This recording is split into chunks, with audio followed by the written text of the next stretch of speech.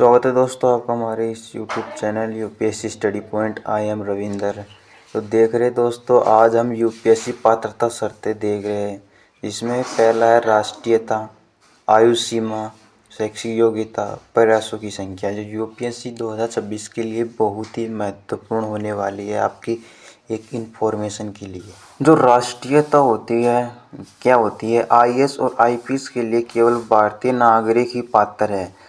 अन्य सेवाओं जैसे कि आईआरएस, आईएफएस आदि के लिए भारत का नागरिक या नेपाल, भूटान का नागरिक या तिब्बती शरणार्थी जो 1 जनवरी 1962 से पहले भारत आया हो, वे लोग जिनका मूल भारत है लेकिन वे Pakistan, Bangladesh, Myanmar, Sri Lanka, Kenya, Uganda, Tanzania आदि देशों से स्थानीय रूप से भारत बसने आए हो। अब हम आगे आयु सीमा एज लिमिट की बात करते हैं, क्योंकि यूपीएससी के लिए क्या एज लिमिट रहेगी। आयु सीमा एज लिमिट यूपीएससी की सबसे महत्वपूर्ण शर्तों में से एक आयु सीमा है। जनरल कैटेगरी के लिए 21 से 32 वर्ष यानी 1 अगस्त को मानी जाती है। 21 से 32 वर्ष जनरल कैटेगरी के लिए, और ओबीसी के लिए 21 से 35 वर्ष, एससी एसटी के लिए 21 से 37 वर्ष, पीडब्ल्यूबीडी इसके लिए 21 से 42 वर्ष की एज लिमिट रहती है यूपीएससी की एग्ज़ाम के लिए। मतलब कि जनरल कैटेगरी का उम्मीदवार यदि 1 अगस्त को 32 वर्ष का हो गया है तो वह उस साल परीक्षा देने के लिए पात्र नहीं रहेगा।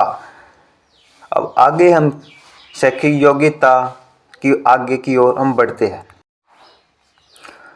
मान्यता प्राप्त विश्वविद्यालय से स्नातक पास होना जरूरी है, यानी हमें ग्रेजुएशन की कंप्लीट चाहिए यूपीएससी की एग्ज़ाम के लिए। स्नातक किसी भी विषय में किया जा सकता है, यानी ग्रेजुएशन कोई सी भी विषय में किया जा सकता है, जैसे कि arts, science, commerce, English literature, medical आदि कोई भी हो। जो ग्रेजुएशन है वो कंप्लीट होनी चाहिए यूपीएससी की एग्ज़ाम के लिए क्वालिफाई करना है। तो जो छात्र अपने ग्रेजुएशन के अंतिम वर्ष में है वे भी आवेदन कर सकते हैं, लेकिन मुख्य परीक्षा मेंस के समय तक उनकी डिग्री पूरी हो जानी चाहिए। यदि कोई विद्यार्थी जो ग्रेजुएशन उसका चल रहा है अंतिम वर्ष, वह भी यूपीएससी की एग्ज़ाम दे सकता है, लेकिन वह मेंस एग्ज़ाम से पहले हो जानी चाहिए।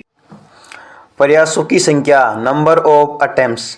यूपीएससी ने प्रत्येक श्रेणी के लिए अधिकतम प्रयास तय किया है, जैसे कि जनरल कैटेगरी के लिए 6 प्रयास। आप कितनी बार यूपीएससी की एग्ज़ाम दे सकते हैं यदि क्वालिफाई नहीं होती है तो?